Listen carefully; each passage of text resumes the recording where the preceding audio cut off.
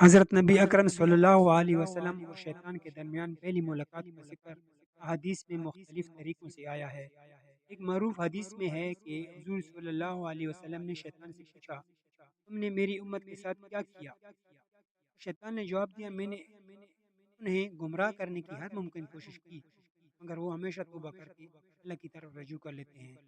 اس حدیث کا مفہوم یہ ہے کہ شیطان کا مقصد ہمیشہ لوگوں کو گمراہ کرنا ہے، مگر حضور صلی اللہ علیہ وسلم کی امت میں بہت سے لوگ توبہ کر کے اپنی اصلاح کر لیتے ہیں۔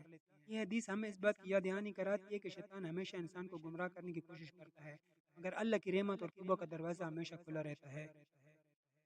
نبی کریم صلی اللہ علیہ وسلم نے شیطان کو مارنے کے متعلق کچھ احادیث میں ذکر کیا ہے۔ ایک واقعہ ہے جس میں حضور صلی اللہ علیہ وسلم نے نماز کے دوران شیطان کو قابو کیا اور اس کا گلا گھونٹا۔ اس کے بعد آپ نے فرمایا کہ اگر میرے بھائی سلیمان کی دعا نہ ہوتی تو میں اس کو مسجد کے ستون سے باندھ دیتا تاکہ مدینے کے بچے اسے دیکھ سکتے۔ یہ حدیث صحیح بخاری اور صحیح مسلم میں درج ہے۔ صحیح بخاری کتاب الصلاۃ حدیث نمبر 1210۔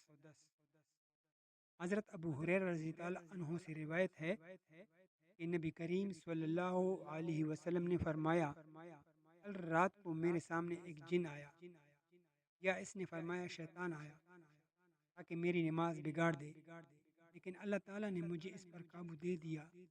میں نے ارادہ کیا کہ اسے مسجد کے کسی ستون سے باندھ دوں تاکہ تم سب صبح دیکھ سکو۔